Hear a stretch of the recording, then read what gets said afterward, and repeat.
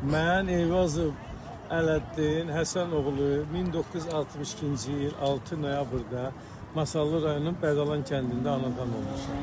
Peşəniz nədir? Peşəm neftçi mühəndis.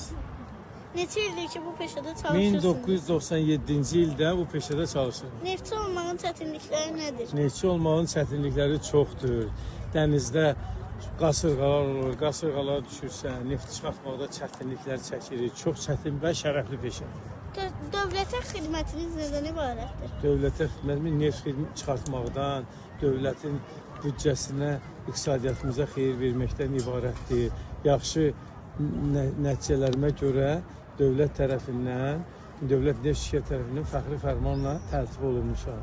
Neftçi olmağın üstünlükləri nədir? Neftçi olmağın üstünlükləri odur ki, hamı neftçiyə baxır, fəxrlə baxır, uzaqdan tanıyırlar bizi, görürlər ki, görən də deyir ki, yaxşı peşədir. Yəni üstünlükləri odur ki, hamı bizə yaxşı qiymət verir. Sizin peşənizi davam edən var mı? Mənim peşəmi davam edən mənim oğlum Eyvazov Elçin Ələddin oğludur. Yenidən seçmək şansınız olsaydı, yenə neftçi olardınızmı? Yox, seçməzdim. Neftçi peşəsi çətin peşədir.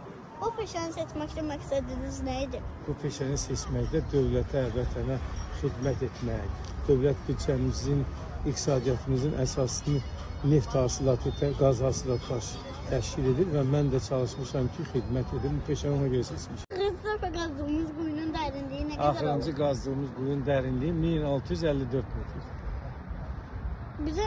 Bizim müsahibimiz olduğunuz üçün təşəkkür edirəm. Çox sağ ol, mən də təşəkkür edirəm.